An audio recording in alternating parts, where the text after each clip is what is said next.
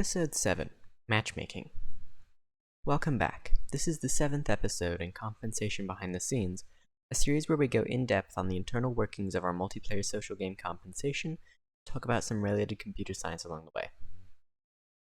In this episode, we'll be going over the Compensation social matchmaking system, its history, and how it's still changing.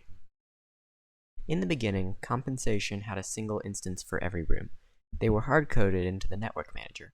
Obviously, this doesn't scale, so we created the Rooms API. Shortly thereafter, we created the matchmaking system, which allowed for significantly more flexibility. In order for things like invites to work, we needed to know the location of players in Photon. Hence, the matchmaking system was born. At first, matchmaking was dead simple.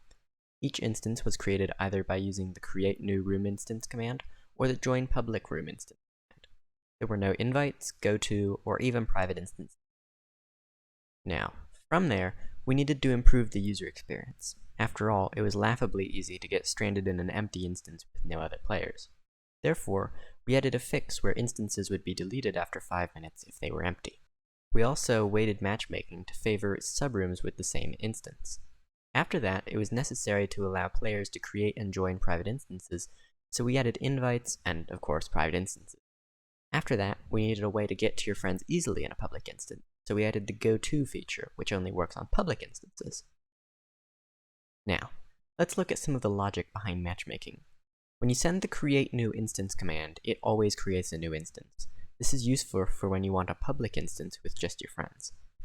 The join public instance command, however, finds the largest non-full instance of a room and takes you there. If there isn't a viable instance with those criteria, we make a new empty one. Up next, we have invites. Invites are a way of allowing your friends to join you, even in a private instance. They last 5 minutes and will take your friend to you. Your friends can also decline invites. After that, there's goto, which allows you to join any online player in a public instance. This is where private instances are useful because you cannot join a user in a private instance without an invite.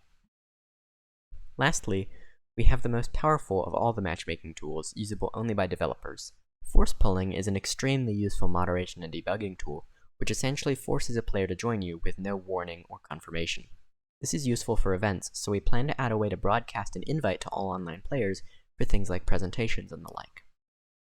Overall, the matchmaking system of compensation is not ideal. There are quite a few things that could easily be handled in Photon itself, and it can be quite buggy at times. However, we're always actively working to improve it, so it's getting better as time goes by. With that said, please make sure to tune in for our next episode tomorrow, where we'll go into the overall history of compensation and the Compensation API. Thanks for watching, and we'll see you later.